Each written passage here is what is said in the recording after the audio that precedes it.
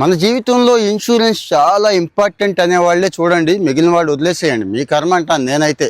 సరే, మనుషులు ఎలాగూ చేయించుకోవట్లేదు, కనీసం రైతులకు షేర్ చేయండి. రైతులంటే రొయ్య సాగు చేసే రైతులు, త్వరలో చేపలకు కూడా వస్తాయండి. రొయ్య సాగు చేసే రైతులకు కూడా ఇన్సూరెన్స్ కల్పించాలి. ఎందుకంటే వనామీ, టైగర్ దగ్గర నుంచి రకరకాల రొయ్యలు ఉన్నాయి. వాళ్ళు బాగా సంపాదిస్తారని మనం అనుకుంటాం కదండి. పెట్టుబడి కూడా అంతే పెడతారు.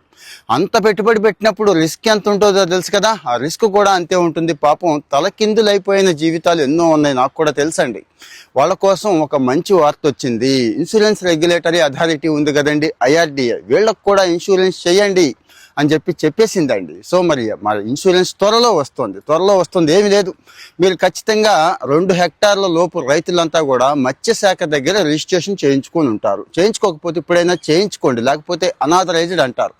కోస్టల్ రెగ్యులేటరీ అథారిటీ అని ఒకటి ఉంటుందండి. అంటే ఏం లేదు, చేపల చెరువులు, రొయ్యల చెరువులు అన్నీ రిజిస్ట్రేషన్ చేయించుకోమని చెప్తున్నారు. అక్కడ రిజిస్ట్రేషన్ చేయించుకొని సర్టిఫికేట్ రెడీగా ఉంచుకోండి అంతే. త్వరలో మీ మత్స్యశాఖ అధికారులు వచ్చి, మీ ఏరియాలో ఫిషరీస్ ఆఫీసర్స్ ఉంటారండి, సచివాలయంలో కూడా ఉంటారు, ఇంకా వాళ్ళకి తెలియదు ఈ విషయం, త్వరలో వస్తుందని చెప్పండి. వీడియో చూపిస్తే ఏం లేదండి ఒట్టిదే అంటారు, కానీ వస్తుంది. ఆ గైడ్ లైన్స్ కూడా మీకు ఇస్తున్నాను, మెయిన్ స్ట్రీమ్ మీడియావి ఇస్తున్నానండి. సో IRDA ఓకే చేసేసింది కాబట్టి 3 లక్షల దాకా ఇస్తారండి. ఏదైనా ఇబ్బంది అయ్యి నష్టపోతే, అంటే 2-3 లక్షలు పెట్టుబడి పెట్టేస్తారు మన వాళ్ళు, మీకు తెలుసు. ఇంకా ఎక్కువ పెట్టేవాళ్ళు కూడా ఉన్నారు. ఎకరానికే అంతకు మించి డబుల్ సంపాదిస్తారు కదండి అంటారేమో. డబుల్ సంపాదించే వాళ్ళు ఎంతమంది ఉన్నారు, నష్టపోయే వాళ్ళు కూడా అంతమందే ఉన్నారు.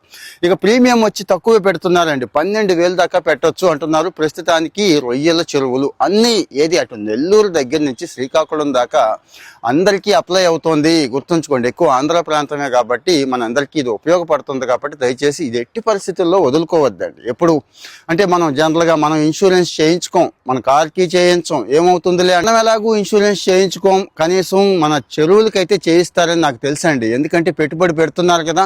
సో మరి 12,000 పెద్ద విషయం ఏం కాదు. 3 లక్షల దాకా వచ్చే అవకాశం ఉంది నష్టపరిహారం, నష్టం జరిగితే ఎకరాకిది. సో దయచేసి మరి ఇలాంటి సమాచారం మీకు నచ్చినా నచ్చకపోయినా, మన రైతులు ఉన్నారు అంటే వాళ్ళను కూడా రైతుల్లాగే చూడండి.